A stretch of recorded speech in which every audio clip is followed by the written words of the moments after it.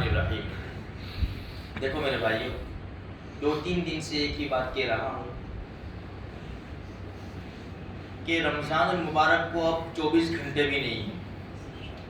انشاءاللہ کل ایسے وقت میں ہم رمضان میں داخل ہو چکے ہوں گے انشاءاللہ. اللہم بارک لنا فی رجب و شعبان و بلغنا رمضان. اے اللہ رجب اور شعبان میں برکت عطا فرما اور رمضان تک ہمیں پہنچا دے. بہت سارے لوگ، سینکڑوں نہیں ہزاروں لوگ چل بسے ہیں ہمارے سامنے. ابھی بھی کتنے ہسپتالوں میں یا کہیں ایسے ہوں گے جو آخری سانسیں گنتے ہوں گے. یہ اللہ کا بہت بڑا احسان ہے کہ اللہ پاک نے ہمیں اس کے گھر میں آنے کی توفیق عطا فرما دی. اللہ پوری موت تک، پوری زندگی ہمیں اس کے گھر کا عادی یعنی عادت ہماری بن جائے کہ ہم اس کے گھر میں داخل ہوتے رہے. اللہ پاک ایسے فیصلے فرماتے ہیں. تو میرے بھائیو، اس کی ہمیں قدر کرنی چاہیے. یہ رمضان المبارک جو انشاءاللہ کل سے شروع ہوگا 22 23 24 گھنٹے کے بعد، ہمیں اس کی پوری قدر کرنی چاہیے. دیکھو، جس نعمت کی قدر کی جاتی ہے نا، اللہ اس نعمت میں زیادتی اور بڑھوتری عطا فرماتا ہے. اور جس نعمت کی قدر نہیں کی جاتی، اللہ اس نعمت کو پھر چھین لیتا ہے. اب وہ چھیننے کے اس کے جو بھی اسباب ہیں، جو بھی اس کے فیصلے ہیں، چاہے پھر ہمیں توفیق نہیں ملی، اللہ ہماری حفاظت فرماوے، یا تو ہم دنیا سے رخصت ہو جائیں گے. اس لیے ہمیں پوری کوشش کرنی چاہیے، اپنے آپ کو اس میں لگا دینا چاہیے. میرے بھائیوں، دیکھو کتابوں میں علماء کرام نے بڑی عجیب باتیں بیان فرمائی ہے کہ یہ رمضان المبارک گرمی میں آ رہا ہے. گرمی میں اب انسان بھوکا پیاسا اور حالات ابھی سازگار نہیں ہیں، حالات ناسازگار ہیں، اور ایسے ناگوار کام ہمارے سامنے آ جاتے ہیں، ایسی ناگوار باتیں ہمارے سامنے آ جاتی ہے جس سے انسان کو غصہ آتا ہے. پھر غصے میں کیا ہوتا ہے کہ گالی گلوچ، روزے کی حالت میں پھر انسان سوچتا نہیں ہے، گالی گلوچ بکنے لگتا ہے، یہاں تک کہ جھگڑے اور فائٹنگ ہو جاتی ہے. اس لیے نبی کریم صلی اللہ علیہ وسلم کا پاک ارشاد ہے کہ روزے کی حالت میں اگر تم سے کوئی جھگڑا کرے نا تو اتنا کہہ دو کہ میں روزے دار ہوں، کیونکہ روزے دار کا مرتبہ بہت بڑا ہوتا ہے. حدیث میں آتا ہے، حدیث میں اللہ خود فرماتے الصوم لی وانا اجزی بہ، کہ روزہ میرے لیے اور میں اس کا بدلہ دوں گا. جب اللہ بدلہ دے گا تو کیسا بدلہ دے گا وہ تو اللہ ہی جانتا ہے. اس لیے میرے بھائیوں، یہ بہت بڑی نعمت ہمارے سامنے آ رہی ہے. رمضان المبارک ہے، اس میں روزہ ہے، قرآن کریم کی تلاوت ہے، تراویح ہے، ذکر و اذکار ہے. یہ سب جو اعمال ہو تو ہمیں اس میں جڑنے کی کوشش کرنی چاہیے. اگر ہماری مسجد میں کوئی عمل ہو رہا ہے، کوئی تفسیر ہو رہی ہے، کوئی مسائل بیان ہو رہے ہیں، کچھ تعلیم ہو رہی ہے، تو ہمیں 10-15 منٹ نکال کر آگے پیچھے کر کے ہمیں اس مجلس میں جڑنا چاہیے. اس سے فائدہ کیا ہوگا؟ ایک تو اللہ کے دربار میں بیٹھنے کا ثواب ملے گا، دوسرے نمبر کے اوپر ہم اللہ اور اس کے رسول کی پیاری باتیں سنیں گے. اس سے کیا ہوگا؟ ہمیں بہت بڑا فائدہ ہو جائے گا. خدا نہ کرے کوئی ایسا کام آ گیا اور قرآن و حدیث ہم نے سنا ہو، وہ ہمارے ذہن میں آ جائے کہ نہیں مولوی صاحب نے ایسا بتایا تھا، ہمیں ایسا نہیں ایسا کرنا چاہیے. تو اس کے بہت بڑے فائدے ہیں. حالانکہ یہ قرآن یہ تو سمجھ کر پڑھنے کی کتاب ہے. ہم کم نصیب لوگ ہیں، بد نصیب تو ہم نہیں کہیں گے، کم نصیب لوگ ہیں کہ ہم کو عربی میں اتنی مہارت نہیں ہے، ہم عربی جانتے ہی نہیں ہیں.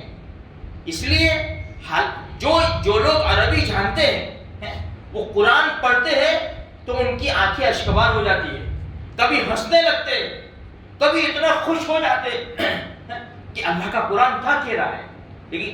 لیکن ہمیں پتہ نہیں ہے، اس لیے ہمارا پڑھنے کا انداز بھی ویسا ہی ہے، جلدی ہم پڑھ لیتے ہیں. تو میرے بھائیوں، خیر کوئی بات نہیں، ہم یہ قرآن کریم کی تلاوت کو لازم پکڑے، ہم یہ نیت کر لے. دیکھو کل بھی میں نے کہا تھا، اس سے پہلے بھی کہا تھا، ہم یہ نیت کر لے کہ قرآن کریم روزانہ پڑھنا اور پڑھنا ہی ہے انشاءاللہ. اور ہمارا زیادہ سے زیادہ وقت ہم کہاں لگائیں گے؟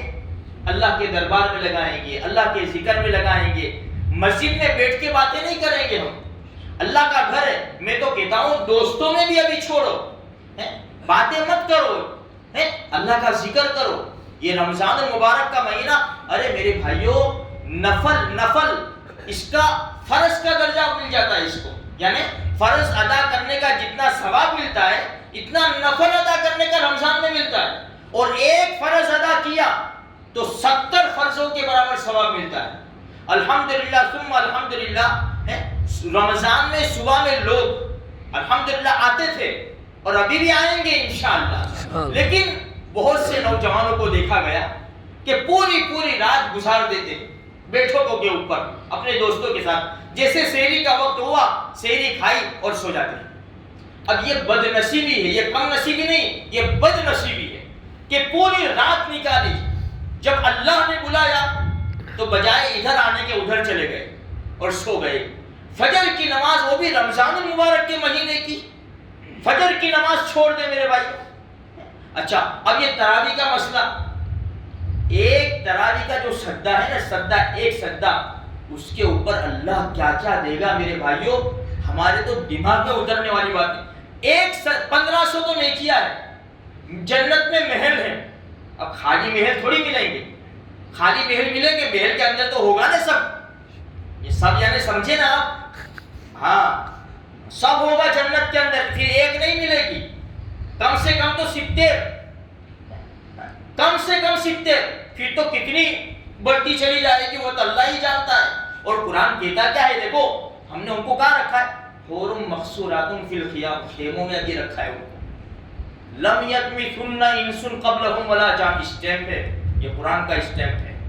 ہم ایسی لڑکیاں دیں گے, نہ کسی انسان نے ہاتھ لگایا نہ جنات نے ہاتھ لگایا, ایسی ہم لڑکیاں دیں گے.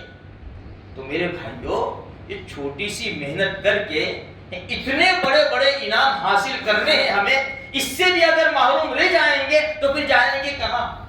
اور سب سے بڑی بات, آخری بات, اللہ کے رسول صلی اللہ علیہ وسلم کی عزت و ناموس. اگر آج ہم اپنے نبی کی بتائی ہوئی باتوں کے اوپر عمل نہیں کریں گے تو ہمارے دلوں کے اندر محبت نہیں آئے گی. یہ لکھ لو, ہمارے دلوں کے اندر نبی کی محبت نہیں آئے گی. جب ہمارے دل کے اندر نبی کی محبت نہیں آئے گی تو کتے بھونکیں گے اور ہم سنتے رہیں گے, ہم سے کچھ نہیں ہوگا. کیوں؟ محبت ہی نہیں ہے. صحابہ کرام نے جانوں کا نذرانہ ایسے تھوڑی پیش کیا. اللہ کے رسول کی محبت ان کے دل کے گوشوں کے اندر چھپی ہوئی تھی. کیا کسی کی طاقت تھی کہ نبی پاک صلی اللہ علیہ وسلم کے بارے میں آواز اٹھا لیتے؟ ایک لفظ نکالتا تھا اس کی گردن اتار لیتے تھے. آج امت کا کتنا بڑا طبقہ ہے اور کیسے کیسے لوگ ہیں. ہمارے اندر جھگڑے ہوتے تو ہم دیکھتے ہیں کیسے کیسے لوگ ہیں, کیسے کیسے نکلتے ہیں, کیسے جوش کے ساتھ نکلتے. ہم دیکھتے ہیں اپنے محلوں کے اندر کیسے کیسے لوگ ہیں. کیا ہوا؟